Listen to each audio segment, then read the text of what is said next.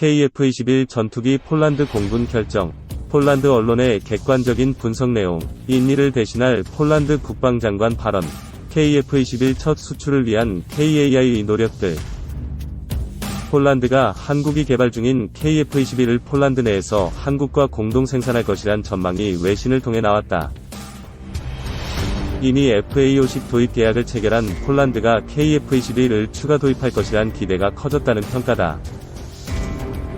동유럽 매체인 비세그라드 24 등에 따르면 폴란드 여당인 법과정의당 PiS의 미하우 야 의원은 최근 한국의 4.5세대 전투기 KF-21이 폴란드 개량형 KF-1PL으로 폴란드 내에서 공동 생산될 가능성이 높다고 말했다. 야 의원은 폴란드 여당의 3선 의원으로 국방위원회 의장을 지내 이번 발언에 무게가 실리고 있다. 폴란드 정치권 내에서 KF-21 도입 관측이 제기된 것은 이번이 처음이다. 지난 9월 한국항공우주산업 KAI은 폴란드와 30억 달러 규모의 FA50 전투기 48대 수출 계약을 체결했다. 당시에도 폴란드 공군의 요구를 반영해 성능 향상 개량형 FA-50PL으로 폴란드에 판매하기로 협의한 것으로 전해졌다. KF-21의 폴란드 수출이 실제로 이뤄지면 역시 성능이 개량된 형태로 생산될 가능성이 높다는 평가다. 다만 이와 관련해 KF-21 제작사인 KAI는 회사와 협의된 내용이 아니다. 사실이 아니다. 고 일단 부인했다. 우크라이나 전쟁 이후 폴란드는 한국의 다연장 로켓 천무까지 도입하는 등 추가 무기 구매를 이어가고 있다. 폴란드는 전투기뿐 아니라 전차도 개량형인 K-PL 생산을 원하고 있다. K-PL은 바퀴축을 기존 6축에서 7축으로 늘려 크기가 커질 것으로 예상된다. 폴란드 정부는 자국의 생산 경험을 발전시키려 현지 생산도 추진 중이다. 제작사인 현대로템과의 2차 이행 계약을 통해 K-PL의 구체적인 도입 규모 등이 정해질 것으로 전해졌다. 2. 강구영호 KAI 성장 혁신. KF-21 첫 비행 성공에 쏠린 눈.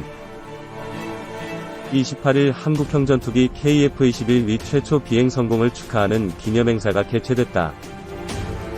한국형 전투기 KF-21 보라매의 CJ2에서 6호기가 오는 10월부터 순차적으로 비행시험에 나서면서 한국항공우주산업 KAI의 역량에도 시선이 쏠리고 있다. 그동안 KAI는 미래 핵심 사업으로 KF-21 개발에 공을 들여왔다. 지난 6일 KAI 수장이 된 강구영 사장은 기술 주도권 확보를 위한 연구의 중요성을 강조한 만큼 이번 비행 성공으로 한국 방위산업의 청사진에 기대가 모아지고 있다. 독자적 전투기 플랫폼 갖추고 연공수호 새 획크어. 산업계에 따르면 현재 KF-21C 제1호기에 대한 초기 건전성 시험을 마쳤고 영역 확장 시험을 진행 중이다. KF-21은 주식회사 한국항공우주산업, 이하 KAI, 주관으로 한국 인도네시아가 공동 개발하는 4, 5세대급 첨단 전투기다. 초기 건전성 시험은 실제 비행 시험에 들어가기 전에 안전하게 비행할 수 있는지를 확인하는 단계다.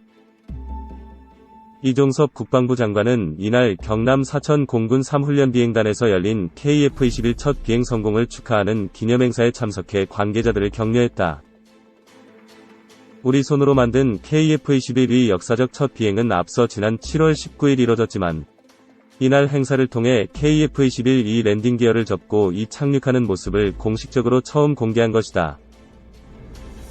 이 장관은 지난 20년간 KF-21 개발을 위해 헌신해온 KAI와 방사청, 공군, 협력업체, 학계와 연구소에 감사를 표했다. 이 장관은 KF-21이 미래전장을 지배하는 연공수호의 주역이며 북핵 위협을 억제하는 데 큰 역할을 할 것이라고 전망했다. 특히 이번 성과를 통해 우리나라는 국산 전투기 개발을 통해 독자적인 전투기 플랫폼을 갖추고 우리가 원하는 성능 개량은 물론 다양한 무기체계를 융통성 있게 장착하고 운용할 수 있게 될 것으로 기대를 모은다. 후속 군수 지원이 용이하기 때문에 적은 유지 비용으로도 높은 작전 가동률을 보장할 수 있을 것으로도 예상된다. GE, KF-21 최초 비행 성공 축하. 해외 민관군 시선 집중. 이번 행사에는 특히 무함마드 헤린드라 국방차관을 비롯한 인도네시아 정부 대표단, 주한 외국무관, 국회 이현승 국방위원장, 배진교 의원, 개발참여업체 이 장관과 역대 공군참모총장, 엄동환 방위사업청장, 지역주민 등이 참석했다.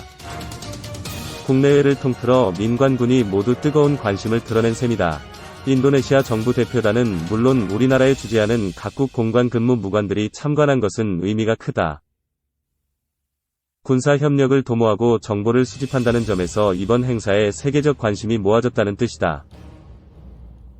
특히 김영재 지휘 항공코리아 사장 겸 지휘 코리아 총괄사장은 이날 행사에 앞서 지휘는 KAI, 한화에어로스페이스 등 국내 항공우주기업과의 기술협력을 통해 한국의 방위항공우주 산업의 기반을 확대하고 성장을 지원하는 데 지속적으로 주력할 것이라는 메시지를 내놓기도 했다. 여기서 드러난 점은 KF-21 프로그램이 한국의 국방력 지원을 위한 지휘와 국내 기업들의 견고한 파트너십을 보여준다는 인식이다.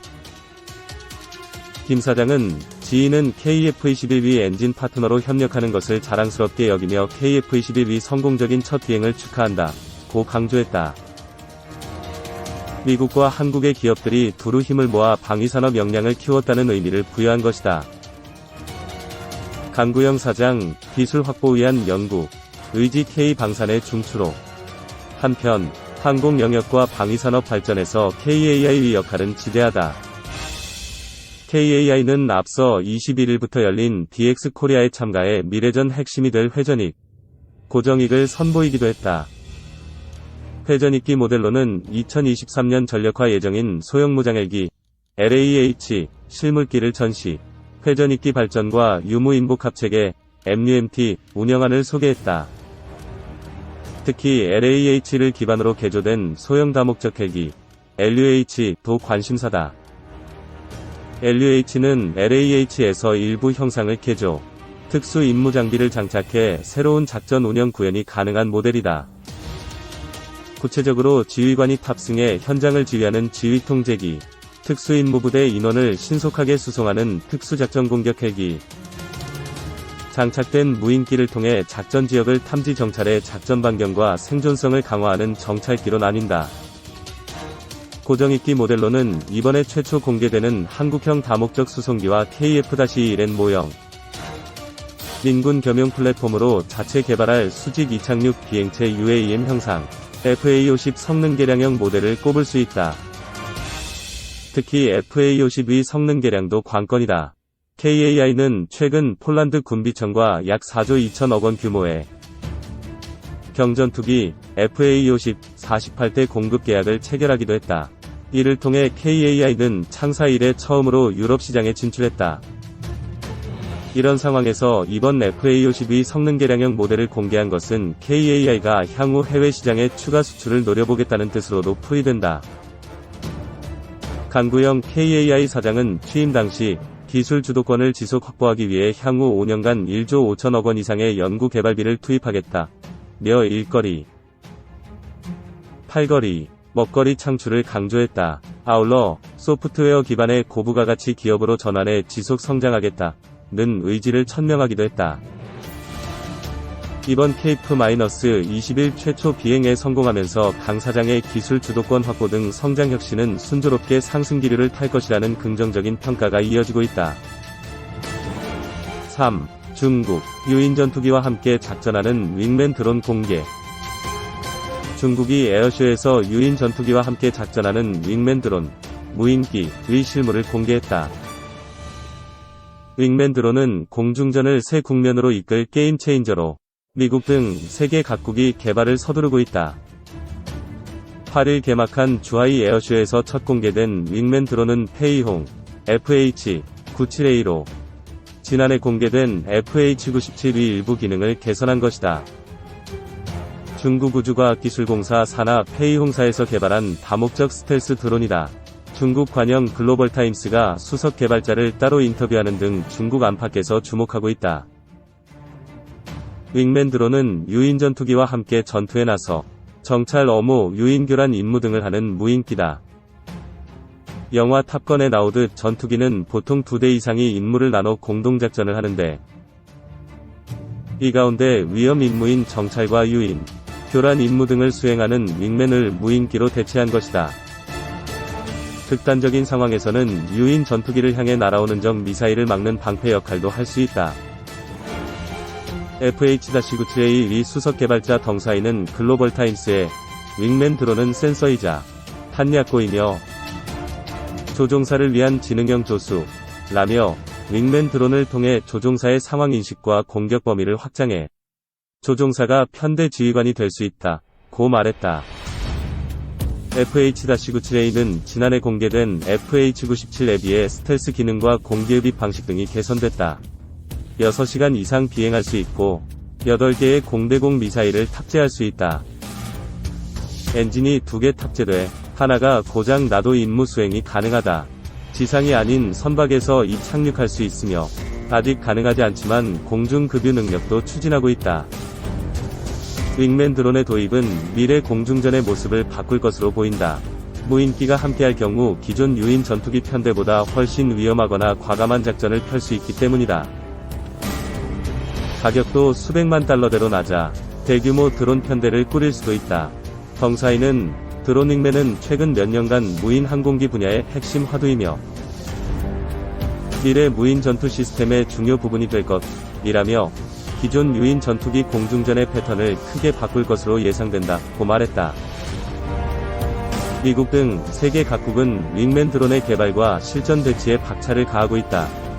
미군은 윙맨 드론인 발키리 XQ-58A를 개발해 2019년 처음 비행했고 2023년 실전 배치를 목표로 하고 있다. 오스트레일리아도 보잉과 함께 윙맨 드론 MQ-28A를 개발하고 있다. 4. 미 F-35보다 빨리, 멀리 간다. 중, 1,500억 5세대 전투기 J-20. 비즈니스 인사이더가 지난 2일 스텔스 기능을 갖춘 중국 최신의 전투기 J-20에 대한 분석 기사를 게재했다. 마이티 드래곤이라는 애칭을 가진 전투기는 지난 2017년 3월 중국인민해방군 공군에 도입됐다. 일반에 공개된 건 2016년 11월 광둥성에서 열린 중국 국제우주항공 박람회에서였다. 미국 로키드 마틴의 F-22, F-35 등과 비교할 수 있는 5세대 전투기로 분류된다.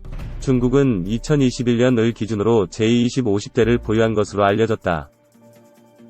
홍콩 사우스 차이나 모닝포스트, SCMP에 따르면 미국 태평양 공군 사령관 케네스 윌스바흐는 중국의 국방력에 대해 평가하며 J-20에 대해 구체적으로 말하기는 시기상조지만 중국 파일럿의 조정 능력은 만만치 않았다고 말했다. J-22 길이는 23m, 높이는 5m다. 항공정보 사이트 에어로코너에 따르면 최고 속도는 시속 2468km, 항속거리는 5926km에 이른다. 호주 공군에 따르면 F-35의 최고 시속은 1960km, 항속거리는 2200km다. SCMP에 따르면 J-20은 처음에 러시아제 AL-31F 엔진을 탑재했지만 이후 중국산 엔진 WS-15로 바꾸었다. 유로아시안타임스는 J-22 대당 가격을 1억 2천만 달러, 1520억 원로 추산하고 있다. SCMP는 개발비가 약 300억 위안, 5조 6700억 원이라고 분석했다.